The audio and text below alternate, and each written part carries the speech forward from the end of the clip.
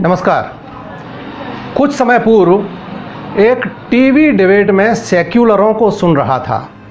बहस चल रही थी जनसंख्या नियंत्रण को लेकर, लेकिन उसमें यह बिंदु भी आया कि हिंदुओं की तुलना में आनुपातिक रूप से मुस्लिम आबादी तेजी से बढ़ रही है। सेक्युलर साहबों ने शाइस्तगी से फरमाया कि बेमतलब की बातें हैं। मान भी लिया जाए कि देश में मुस्लिम बहुसंख्यक हो गए तो भी कहां का आसमान टूट पड़ेगा।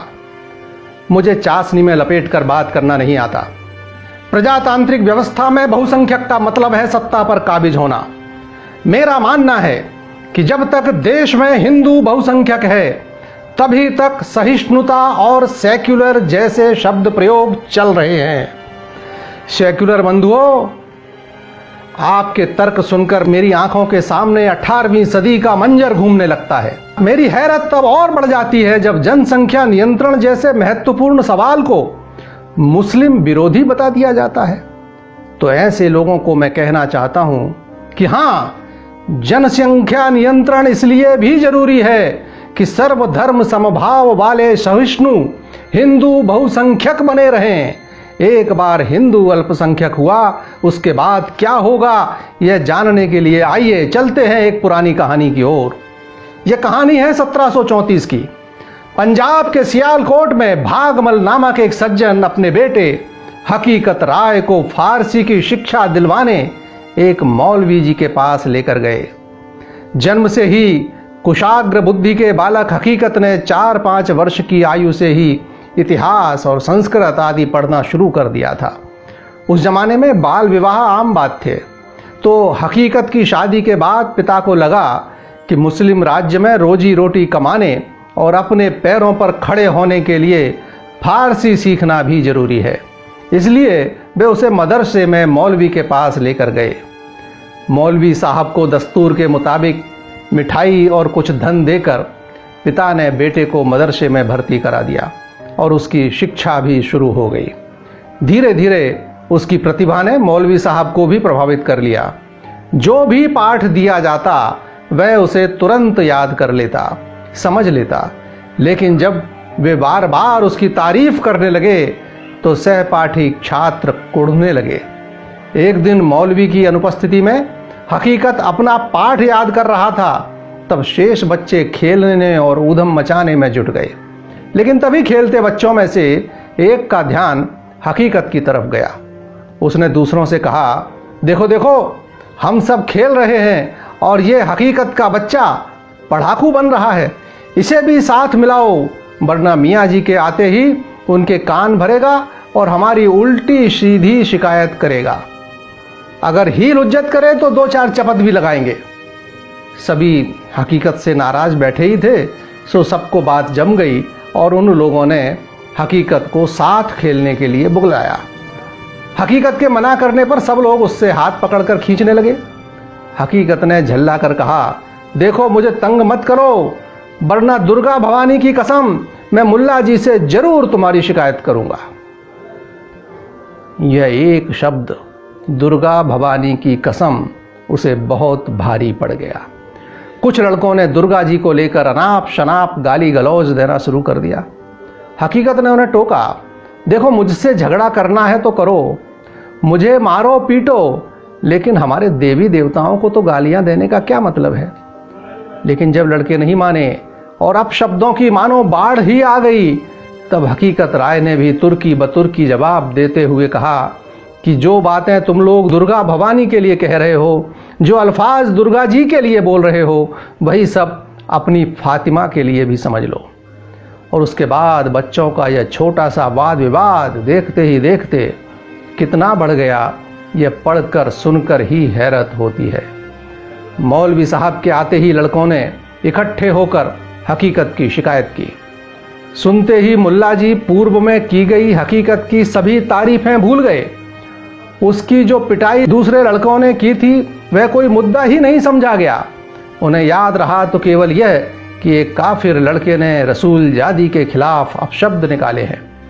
ईश निंदा कानून जैसे शब्दों की उस जमाने में जरूरत ही कहाँ थी। दुर्गा जी को क्या कहा गया, कौन पूछने वाला था।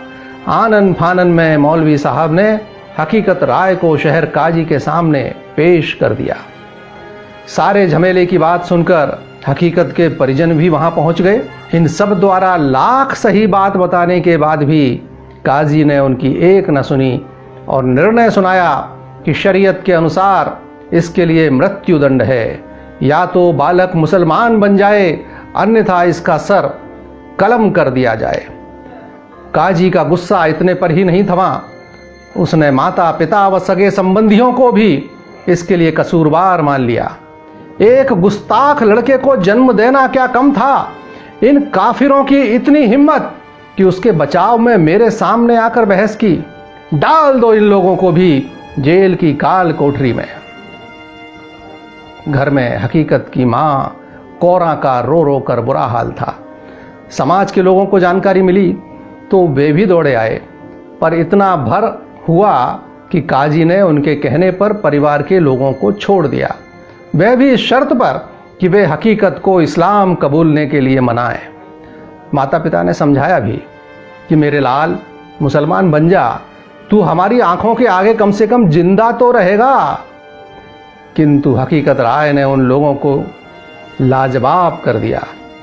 उसने काजी से मुखातिब होकर पूछा, जनाब क्या इस्लाम कबूल करने के बाद मुझे मरना नहीं पड़ेगा? काजी ने कहा, बेशक। हकीकत ने अपनी बात और स्पष्ट की, क्या कभी नहीं मरूंगा? काजी की समझ में अब जाकर आया। उसने कहा, क्या मूर्खतापूर्ण वाहियात सवाल है? जो पैदा हुआ है एक ना एक दिन उसे मरना तो पड़ेगा ही। हकीकत हंस पड़ा। कोई परवाह नहीं जान रहे या न रहे, 4 दिन दुनिया में मेहमान रहे न रहे, मुसलमान हो भी गया मरना तो फिर भी होगा, काजी तू और तेरे बच्चे सदा धरती पे आबाद रहे। अपने निश्चय पर उसे अडिग देखकर काजी ने कहा कि ये सब बातें तू तभी तक कर रहा है जब तक तूने जल्लाद और उसके हाथ में पकड़ी तलवार नहीं देखी। सारी शेखी निकल जाएगी उसे देखते ही। डाल दो तब तक के लिए इस नाफरमान को हवालात में। स्वाभाविक ही बच्चों के साधारण झगड़े को दिया गया यह रूप तत्कालीन हिंदू समाज को झकझोर गया और इस असंतोष की गूंज सियालकोट के हाकिम अमीर बेग तक भी पहुंची और उसके मार्फत लाहौर के नाजिम तक। सारे हिंदू समाज की दरख्वास्त पर नाजिम ने हकीकत को नामचीन लोगों की जमानत पर जेल से रिहा कर दिया।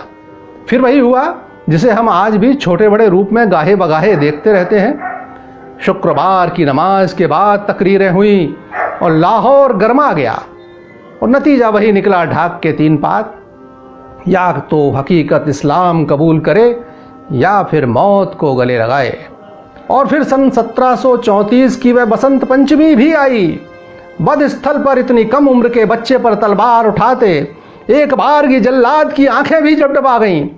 लेकिन सरकारी मुलाजिम था, हुक्म की तामील तो करनी ही थी। हकीकत राय धर्म पर बलिदान हो गया।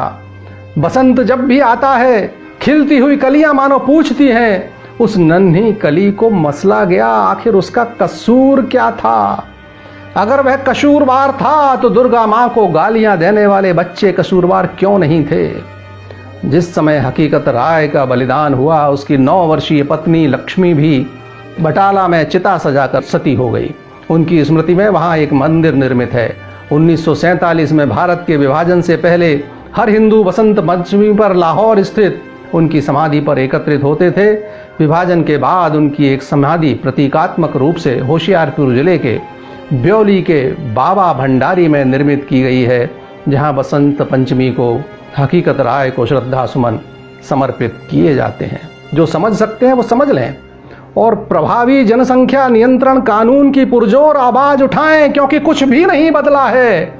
16वीं सदी से लेकर आज की 20वीं सदी तक, सियालकोट से लेकर कश्मीर तक, जब तक ये मानसिकता नहीं बदलती तब तक समस्याएं सर उठाती रहेंगी। जनसंख्या नियंत्रण जरूरी है, क्योंकि सर्वधर्म समभाव जरूरी है, क्योंकि आतंकवाद को जवाब देना जरूरी है, फिरका परस्ती को जवाब देना जरूरी है, क्योंकि हमें अपने बच्चों का भविष्य सुरक्षित रखना जरूरी है।